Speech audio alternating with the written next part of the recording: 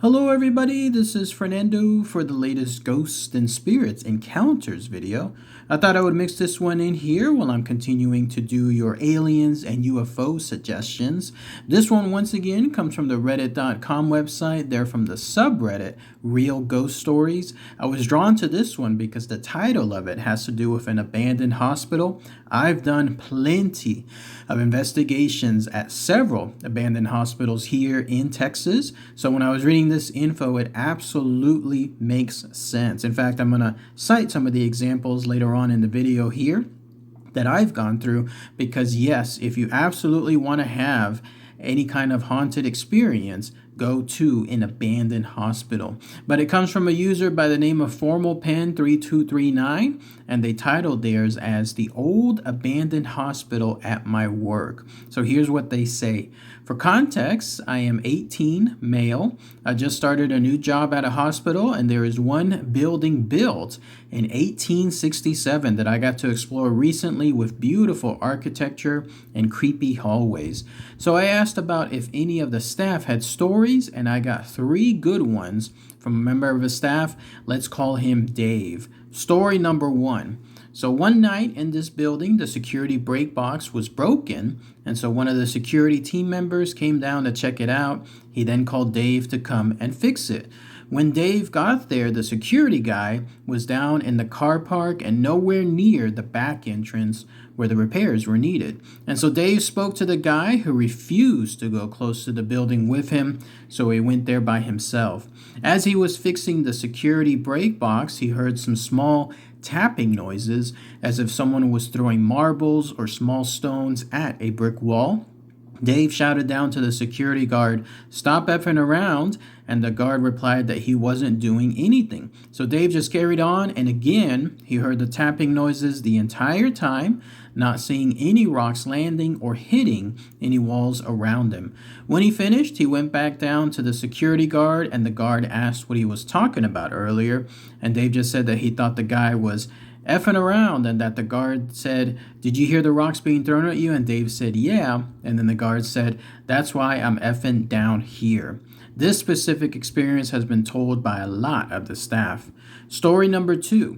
In this building, there is a basement, because of course there is, that has open stairs as you go down, and there's a long hallway at the bottom of the stairs with some pipes and other old things that where that used to be important to keep this place running. One night, Dave was down there with another colleague, and they were walking towards the end of this hallway, and Dave sees a dark, shadowy figure quickly move at the end of the hallway and then just brushed it off to being a trick of the light or something psychological. And then his colleague asked him if he had seen it, to which Dave said, "Seen what?" And the other guy that was there described the shadow figure at the end of the hallway in the same space, and then stated he had seen it a few times but thought it was just his own shadow. Story number 3.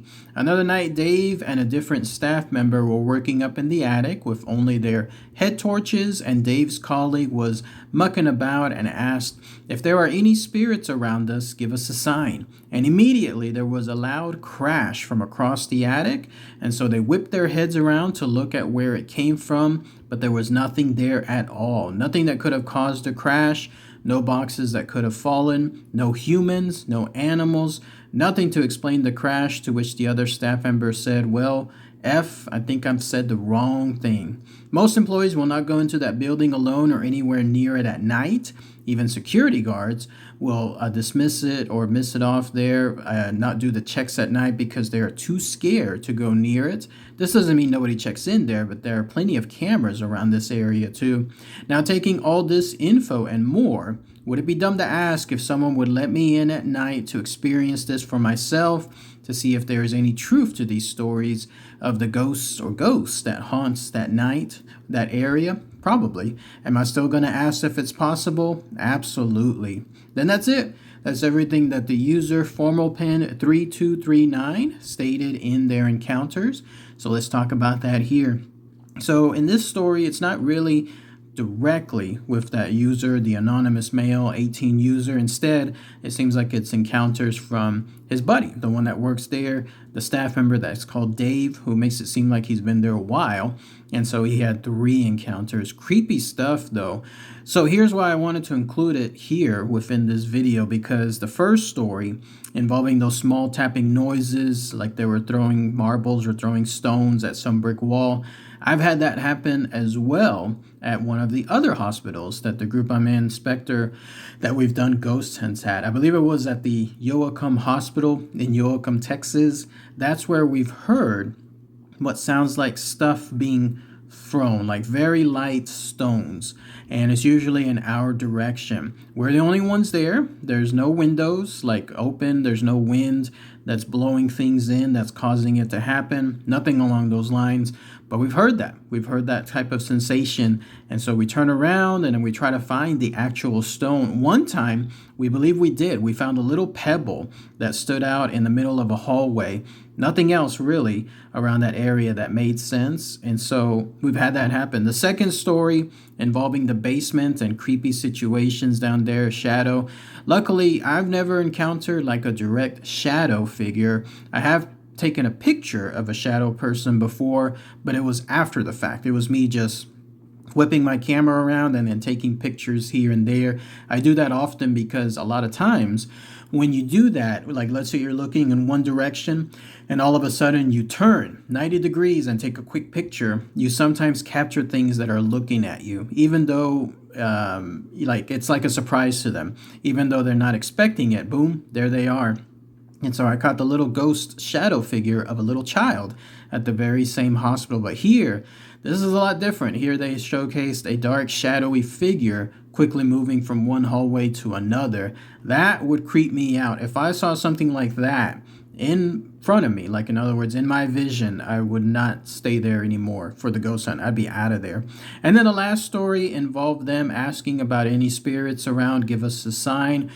That's how you do it sometimes. That's how we do it as well at the group I'm in, again, Spectre. Sometimes whenever it's not working, we just ask. If they want to give us a sign, let us know. And then we have EMF detectors, and then we also have little balls of light that light up that also give indications. Sometimes it's noises themselves that give that sign, in other words, that something is there. That's how easy it is sometimes whenever you do so. Although a little trick, let me let in a little secret. The easiest way to get interactions from ghosts, as crazy as it sounds, is to just chit chat. Like, we don't know why, but it works. Whenever we're at a ghost hunt and for whatever reason it's bad, like in other words, we're not getting evidence at all, sometimes we just sit down and start chit-chatting. We start talking about whatever's happening at work or whatever plans we have in the future, stuff like that. Just whatever is normal talk. Nothing ghost related, just chit-chatting like you would at a campfire. For whatever reason, ghosts either like that or don't like that. Like they like it and they want to be a part of it, and so they start making noise, or they don't like it because they miss that stuff. They're ghosts. So, and when they were human, they enjoyed being around others and talking like that, and so they start making noise. So asking and then sometimes just chit-chatting, that does the trick. But let me know what you guys and gals think. Abandoned hospitals. Have y'all ever been to one before? Highly recommend going on a ghost hunt. Obviously a legal one, like one that's sanctioned and authorized and so on, not just going into one as is without approval. But if you do that, you will have a very good chance of getting a ghostly experience. Just like this guy, I can just imagine him every single week now having those experiences build up, and he's getting paid to be there. And so it's going to be like 8-10 hours every single day of catching that stuff. All right, everybody. Thanks again as always. Take care.